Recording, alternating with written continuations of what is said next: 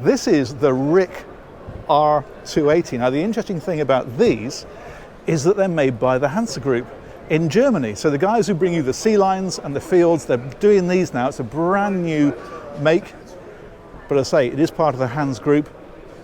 And so, you know, it's got a lot of weight behind it. They're a big company. They do Moody sailing boats, and yeah, it's a big setup. So the idea of this is to become more of an entry-level boat. Most of the boats are very expensive, and this is something that's a bit more affordable to get people into boating. It's quite interesting though. It's got a proper stepped hull. You can see this. The idea of this is as the water comes past, it allows air to get in and helps the boat more slippery through the water when it's running at high speed. So we're going to come on round and give you the full tour. It's a fairly basic boat, and that is of course the whole idea of it. And what's great is, as you'll see when we get on board, but you've got the living space the whole length of the boat one way or another. So we'll start back here and step on. One thing I do notice about it is you're quite deep in it. So if I stand here, you can see it comes right up to sort of thigh height. You don't feel like you're on it, you feel like you're in it. This one has got a Mercury Outboard. It's a 300 horsepower. I think you can get a 350 as well. And that's giving you sort of 40 knots plus and cruising 30-ish. And range on those typically, you're probably 150 to 200 miles. They've literally just got this one, so they've not had a chance to try it yet, but you're that sort of area. But that's that fella. It's going to give you plenty of performance. And that's how the boat looks. And the whole point of it is just a fun day out on the water, really. So you've got this great seating area at the back. This then is like a barbecue area. So you've got your sink, you've got your little cooker, you've got your tap there, you've got your calculator. So that is that. And then in here is storage. And if you come around onto this side, a bit more storage. And then up here you've got the helm position. Now this one's got the T-top on. I think that is an option, but nice thing to have, obviously, gives you a lot of protection, a lot of shade. And you've got the twin helm seats here. These have got lift bolsters on them. You can pick those up like so. And then a tilt wheel as well, so that drops down. If you're sat at the helm, you can drop it down like that, and if you are stood up, you can bring that up to a more horizontal position.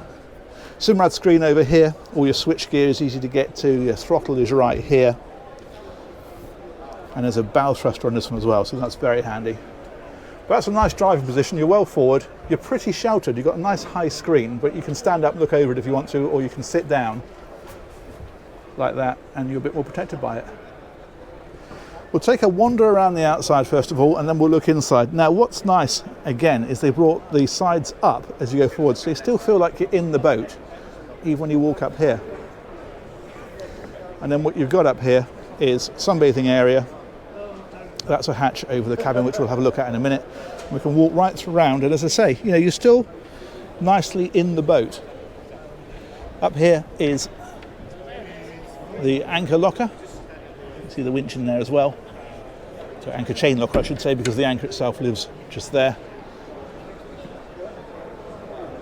And that's how it looks from here. Let's move on back down this side. So it's an easy boat to move around. Got some nice chunky bits to hold on to as well. Ah, that's what I was looking for. There's a fridge. I was wondering where that was, and that's in there, full of beer. It's ready to go, isn't it? Excellent. Let's go have a look inside.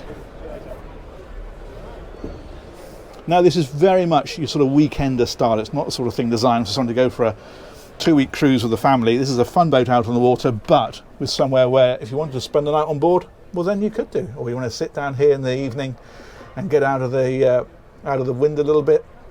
It's just a nice place to come and tuck yourself away, really, isn't it?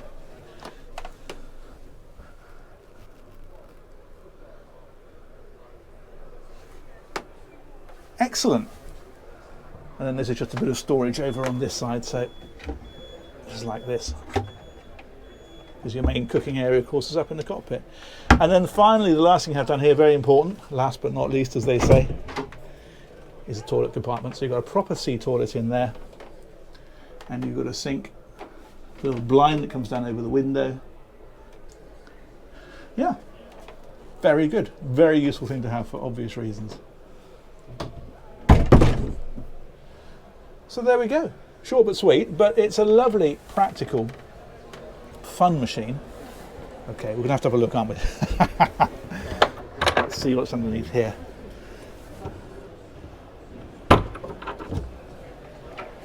Okay, it's access to things like the batteries and the tanks and so on. I think that's a hot water tank there. Brilliant. There we go. That's about the size of it. We'll finish off at the helm. We will say thank you to TBS Boat Sales. They're the dealers for these in the UK.